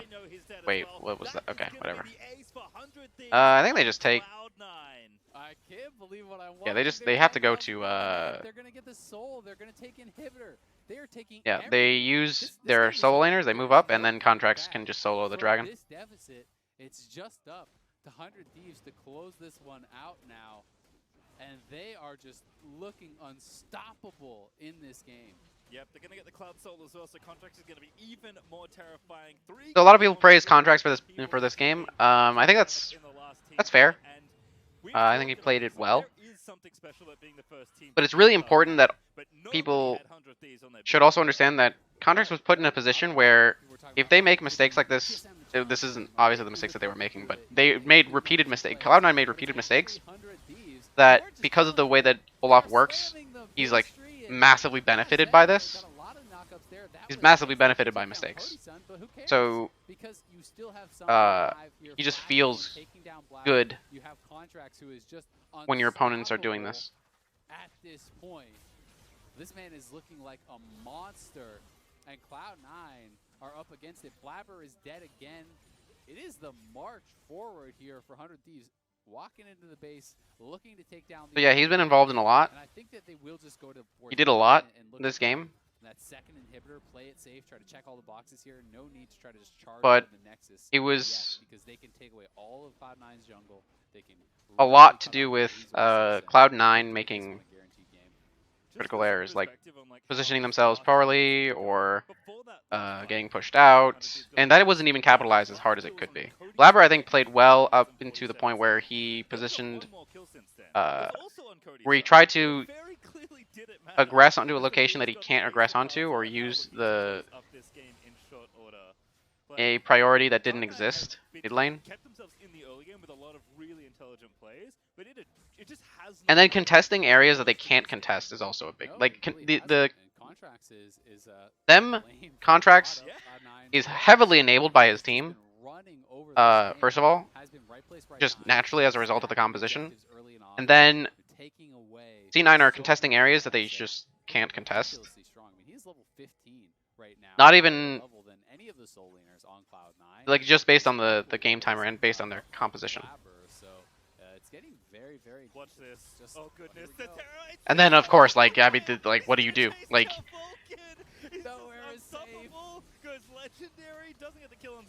I have a hard time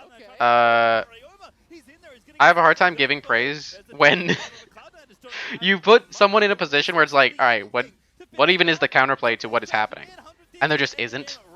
There's just like clearly no way of actually playing against it. Yep. And they just take the towers and they win the game. Cloud9 their first loss of the summer. What a game from 100 Thieves, just dominating. So I actually want to. Contracts running over. I'll let the game end first, and then we'll turn around. A monster on this Camille, and they are gonna close it out. I spent more time in the first like 10 minutes of the game talking about it, which is actually I think the most critical part of the game, especially when you have Olaf. But okay, so the game's over. Now let's go. Let's turn around, right?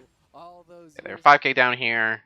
Okay, so they're close here, right? So they're relatively close, right? A lot of the difference is fairly minimal. It's 5 to 5.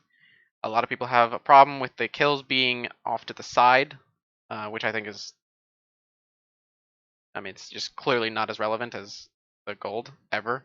If I can see the kills most prominently, and I have to look for gold, that feels like bad UI design. But also it's traditional. It's how it's always been, so I can see why people complain. It doesn't matter. That's not really what I'm talking about. So they're close. They're close. The game seems close, right? But the problem is, again, this is a mid-game composition, and this is the mid-game, and they have a lead. Cloud9 cannot contest anything. Like 2000, right? Which is, and I think the reason is because they're just. I was gonna dive in. This fight is the big issue. This is the kind of fight that Cloud9 traditionally wins.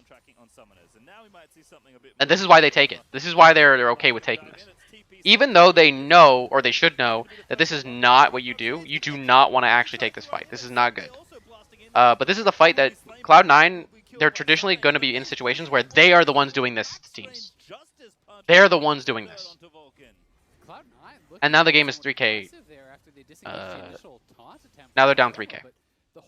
If it was the other way around, if Cloud9 won the fight, they'd be up like 2k. But they don't actually have like Rift Herald, so they can't necessarily capitalize as hard. And this is so big, by the way. This is huge. Looks like this could actually be their first loss. I mean, this is Soul Point. You're down 4k. You just lost both mid lane turrets.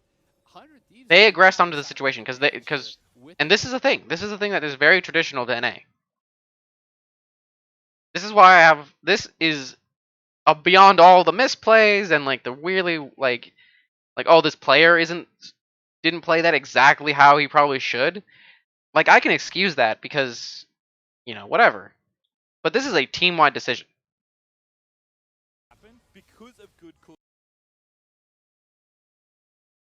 Look at how they're moving. How they move is indicative of what their intention is. Jace is sitting in base. So I mean he's gonna teleport onto this, which is actually pretty bad. But I mean just how they're moving is indicative of what they're trying to do. And they're clearly aggressing onto the situation. Yeah, I mean they're walking into a team that they know is stronger than them. This is the game losing play. And I say game losing play, not the game winning play. 100 Thieves did not initiate this play. They were in the right position because it is theirs to take. It is their position. It's theirs. They have Rift Herald. The dragon is spawning in 4 seconds. Or at the time, it was like 15 seconds. They were probably going to... Assuming Cloud9 doesn't do that. 100 Thieves summons the Rift Herald, maybe gets a good chunk off, they kill dragon, and they aggress onto some other location. That doesn't give... That gives maybe 1. Maybe if 100 Thieves play it super properly, maybe there's a way for them to take this. But based on the positions that Cloud9 had already, they can defend this tower from being killed. Even if they don't defend it, they don't lose this. right? So 500 gold and dragon. So they'd be down 1.5k. If they hit the 30-minute mark, remember I said 5k is the mark. If they are at 30 minutes and they're only down 5k, they like that. They're okay with it. Because by that point, Olaf has petered off in power. Galio has petered off in power. Whatever strength Karma is provided is really diminished. And is basically only small utility. However, yes, Cody's son gets stronger. Yes, Camille gets stronger. We look at this. Stronger. I mean, he wasn't really providing anything anyway because he went tank. I think. Probably should have gone AD, but that's actually, did he go tank? I literally just didn't pay attention to his build this entire game. Yeah, he did. Cloud9 looking to get somewhat aggressive. The entire time I was watching this, I didn't remember. I didn't pay attention to it. I remember looking at it when I was watching the game. Anyway, Licorice, Jace's power is still, he's still fine in the late game because he, I think, I'm just gonna freeze frame on the items. Okay, so Licorice actually still went lethality, which is I think bad in this spot because I mean they're guaranteed armor. Like look, Ninja Tabby. Galio probably should have bought a Ninja Tabby. Honestly, I should have seen 5 Ninja Tabbies. And then what? What do they do? Feels bad. It would feel really, really bad for them to play because I mean Blabber's not doing damage. Lethality feels really bad when they build armor, which they can very easily. This is the only one that actually gets stronger. Then she gets a lot stronger, and the utility of Sven is kind of still really good. So I'm gonna actually say he. I mean, I didn't actually intend for the slope to be different, but let's say that he is slightly. He's still really strong, but his damage isn't super relevant. So when you have Cassiopeia and you have Senna, that has to be what you play around. And you play around that from minute 0. You don't go, okay, well at 30 minutes we're gonna play around Niski. No, you start the game going, we're playing around Niski at 30 minutes. So them aggressing onto this is the game losing play, which is very, very traditional of LCS teams, where they make a play and then they are the ones who end up losing as a result. So it's really weird that happens. I think it's down to a mentality of like, I mean, for Cloud9's case, it's probably a mentality about they're a strong team and they might be able to actually turn this game around using the scrappiness, their innate scrappiness, and their good play. But compositionally, it doesn't make sense. Yeah, they could have. They don't do this play. They don't go here. I think they can actually turn it around. That's it. I don't think Cloud9 played exceptionally bad. The you know, like every game that a team loses, they're going to be down at least like 5k by the end. That's the number 5, and that's a letter K. They're going to be down 5k by the end anyway. So I mean, it's already gonna feel bad. I think they were down like 10k by the end, or 12k. But I mean, that's just a natural result of losing.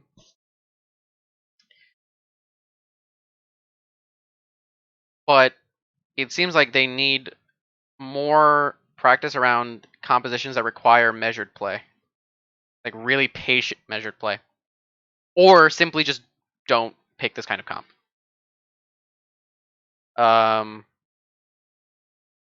The game that they lost last split was against TSM, and it was their Talia Pantheon game, I think, where they would consistently they did the same things, where they would contest the all the objectives the same way that they normally do, where they would just be at the objectives first, and they would just, they would take a fight if they needed to take a fight. But Talia and Pantheon are actually designed to be played cross map, where you can actually aggress onto people when they're in a side lane or alone in a location in jungle or whatever, right? So you use vision and map position to play that composition, and you use the objectives as a way of saying, okay, most of the team is probably going to be here. We can potentially grab someone on the other side, and then you can still contest where you can like teleport in or something, or you can position the map so that if Talia is, she can like push top or something, or Pantheon can push mid or something, and then he can actually come into the play later, which allows them to position the map in a better state. They didn't really do that, and it kind of cost them, even if it is a composition that works in line with like playing mid game and aggressing really well. Um, didn't end up working that way. Uh,